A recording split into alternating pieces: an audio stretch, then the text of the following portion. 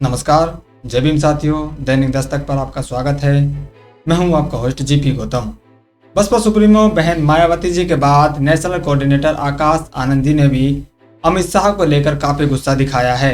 उन्होंने बीजेपी के साथ साथ कांग्रेस के द्वारा किस तरह से बाबा साहब को लगातार अपमानित किया गया है उसकी सारी पोल उन्होंने खोलने का काम किया है।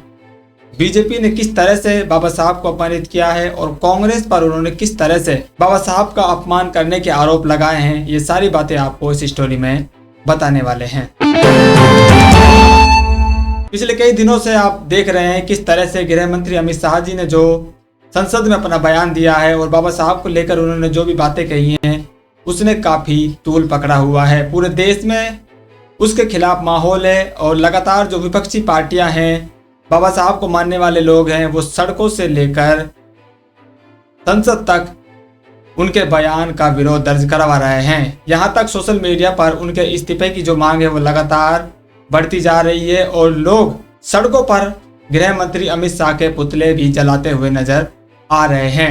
तेलंगाना में आपने देखा किस तरह से बहुजन समाज पार्टी ने सड़क पर जो है आंदोलन किया है। वहीं दिल्ली में आपने देखा प्रेस विज्ञप्ति जारी करके इस मामले की जो है निंदा की गई है। वहीं राजस्थान में भी बड़े आंदोलन की जो तैयारी है वो चल रही है। इस बीच बहुजन समाज पार्टी के नेशनल कोऑर्डिनेटर आकाश आनंद ने भयंकर गुस्सा अमित शाह जी पर दिखाया है। उन्होंने किस तरह से भारतीय जनता पार्टी ने बाबा साहब का अपमान किया है वो पूरी लिस्ट उन्होंने डिटेल वाइज जारी करी है। इसके साथ साथ कांग्रेस को भी उन्होंने नहीं बख्शा है और कांग्रेस के शासन में किस तरह से बाबा साहब को अपमानित किया गया वो सारी बातें उन्होंने बताने का काम किया है। तो आइए जानते हैं आकाश आनंद जी ने किस तरह से अपनी जो बात है वो बीजेपी और कांग्रेस के लिए कही है।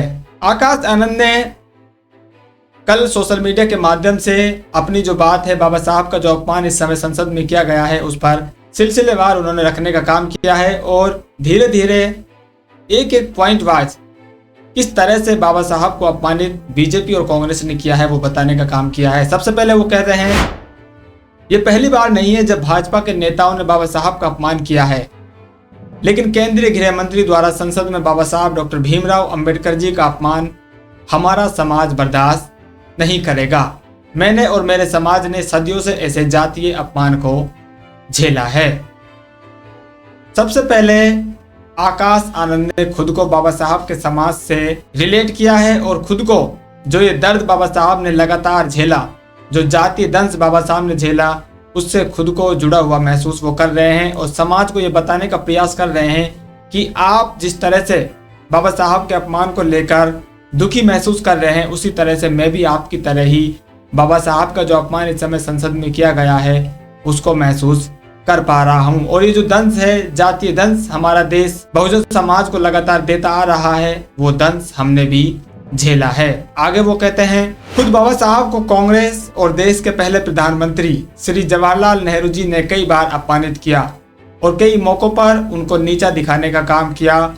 यही नहीं, नेहरू जी ने तो सुनियोजित तरीके से बाबा साहब को चुनाव हराने का भी काम किया। यहाँ कांग्रेस ने किस तरह से इतिहास में जब देश की सरकार कांग्रेस के हाथ में थी तो उस समय बाबा साहब का किस तरह से अपमान किया गया वो जग जाहिर है और उन घटनाओं को ही याद दिलाने का प्रयास आकाश आनंद जी ने अपने कथन के माध्यम से किया है। और उन्होंने यहाँ पर बाकायदा जो तत्कालीन प्रधानमंत्री थे जवाहरलाल नेहरू जी, उनका भी नाम लेकर उन्होंने बताया है कि उनके मंत्रिमंडल में किस तरह से बाबा साहब को नीचा दिखाया गया था और उनको इस्तीफा देने के लिए मजबूर कर दिया गया था।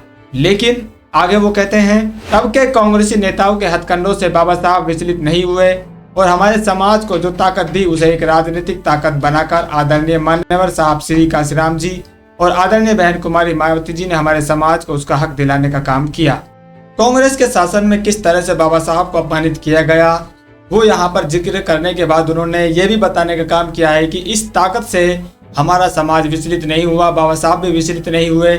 इस ताकत को समाज को बताकर माननीय काशीराम जी और बहन जी ने समाज को सत्ता तक पहुंचाने का काम भी किया है। आगे वो 2-3 घटनाओं का जिक्र और करते हैं जो मैं आपको यहाँ पर बता देता हूँ। वो कहते हैं मुझे याद है कि 2006 में कांग्रेस की सरकार में NCERT की किताब में एक बेहद अपमानजनक कार्टून छापा गया था जिसमें नेहरू कोड़ा लेकर बाबा साहब पर हमलावर हैं। बताइए कांग्रेस बच्चों को क्या पढ़ाना चाहती थी। सबको याद है 2012 में भी संसद में ऐसा ही हंगामा हुआ था। तब कांग्रेस की सरकार थी और आज भाजपा की सरकार है।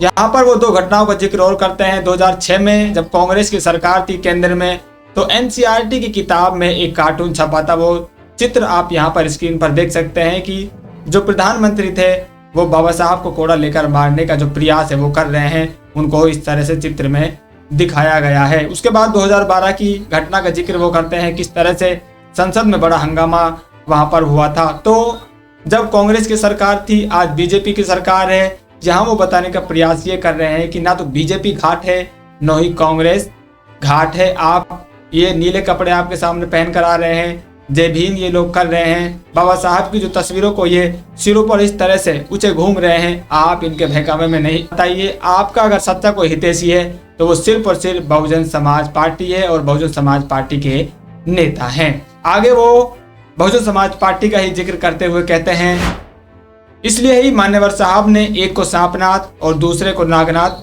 कहा था। यही वजह है कि हमें इस देश को इन दो दलों की जागीर नहीं बनने देना है। हमारे समाज को सम्मान सिर्फ और सिर्फ आदरणीय बहन कुमारी मायावती जी के नेतृत्व वाली बहुजन समाज पार्टी ही दिला सकती है।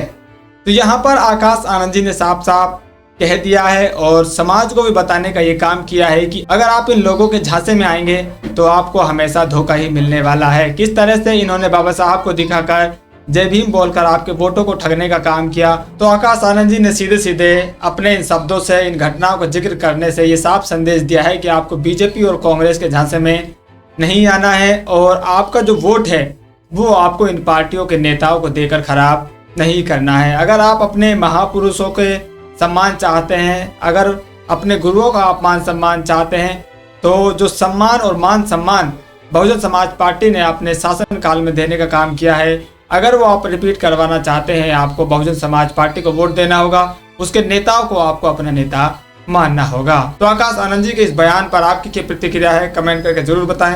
फिलहाल इस अपडेट में इतना ही, मिलते हैं नई अपडेट में, तब तक के लिए जय भीम।